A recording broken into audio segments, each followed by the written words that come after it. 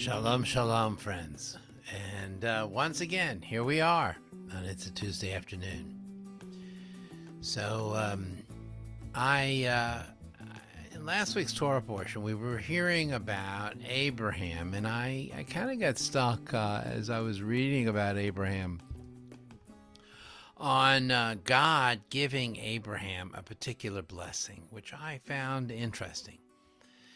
He says to Abraham, Ve'esecha l'goy gadol, ve'avrecha ve'agadlecha shemecha. And I will make you into a great nation. I will bless you, and I will make your name great. So I looked at this and I thought it was interesting and checked a few of the commentaries and found that the rabbis were also captivated by this little blessing. You see, there are three parts to this blessing, three individual sections. The first one is, I will make you into a great nation. And of course, we understand that as being a large population. That God is telling Abraham that Abraham's going to have a lot of descendants. And Levi Yitzchak Berdichev, who wrote on this blessing, said that is an expression of love. That's God's love saying, you know what? I am going to ensure that you have, I am in such a deep relationship with you. You're going to have a huge family. And this is a kind of way of expressing, at least Levi Yitzchak saw it this way, of saying that when two people are in love, they want to create a big family. When two people are together, they want to create a big family. It's an expression of their love. Their children, their descendants are an expression of their love, their devotion to one another, the feelings they have for one another. And here God is telling Abraham, we have feelings together.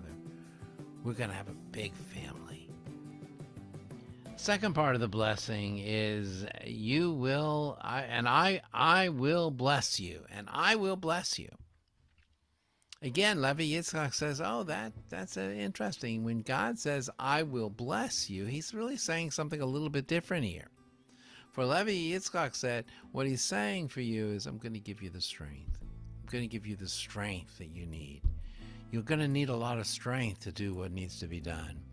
You're going to need to have this kind of self-discipline. You're going to need to have a kind of inner strength, emotional strength. You are going to have a kind of wisdom and judgment. After all, if you're going to have this big family, if you're going to have a lot of descendants, you're going to need this quality of strength and blessing. And the third part of the blessing is, I'm going to make your name great. And here, Levi Yitzchak says, what I'm going to do is to give you, he calls it a kind of crown, but it's also a kind of a glory. That is to say that Abraham, he's blessing Abraham with the recognition that he is involved in a holy task. That this task of having this family and of raising these people and of establishing himself, this is part of a holy task that gives him a kind of aura and glow around him, a glow of purpose, a glow of understanding, a glow of a goal to attain in life. The rabbis all over the place understood that this was a threefold blessing. And they also say a threefold blessing is very special. After all, we as a people are going to be blessed with three patriarchs, Abraham, Isaac, and Jacob. And they said, and commentaries tell us that Abraham, Isaac, and Jacob each personify one of these qualities. Abraham, this great love. Jacob, this idea of having Isaac, this idea of having strength. And then the blessing of Jacob, which is who has that dream. Jacob, who has that dream that he is able to has angels going up and down. Jacob, knowing that he is on this holy mission, that he is connected to God. In Pirkei Avot, we learn that a cord made out of three pieces, a threefold cord, is not easily broken.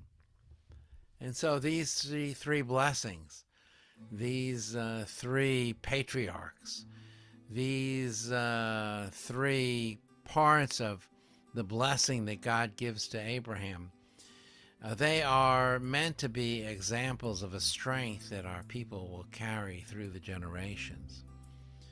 But they're also meant to be a blessing for us. For you see, Abraham is our ancestor. His name, Abraham, means father.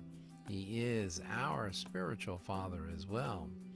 And so these three things that God gave to Abraham, he gave to us as well. And our job then is to cultivate these things in our life. How are we going to cultivate love in our life? How are we going to have the strength to carry on and carry through on the things that we need to do in our life? And finally, can we do so with a sense of holy purpose? You see, Abraham is many, many, many generations away from us. And yet Abraham is as present today for us as he ever was. For when we get up and we say our prayers, we say, blessed art thou, O Lord our God, God of Abraham, God of Isaac, God of Jacob. When we recall the patriarchs, we're recalling these three blessings. We're recalling this tie, this strong cord that we have, and we are meaning to inculcate these three things in our own life. Well, it's just a phrase. It's just how what God says to Abraham. But I believe there's some wisdom in there. That's Genesis chapter 12, verse 2.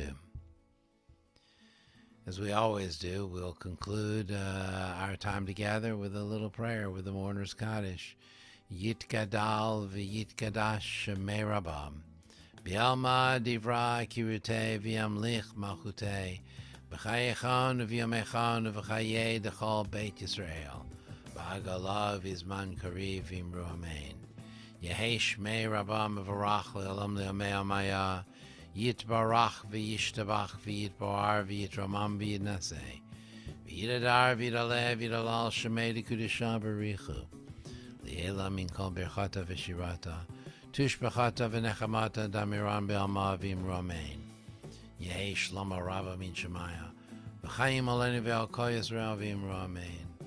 Oseh shalom b'imramav, hu yaseh shalom, alenu ve'al kol Yisrael v'imru amen. Thank you for being with me, friends. Wishing you a great week ahead.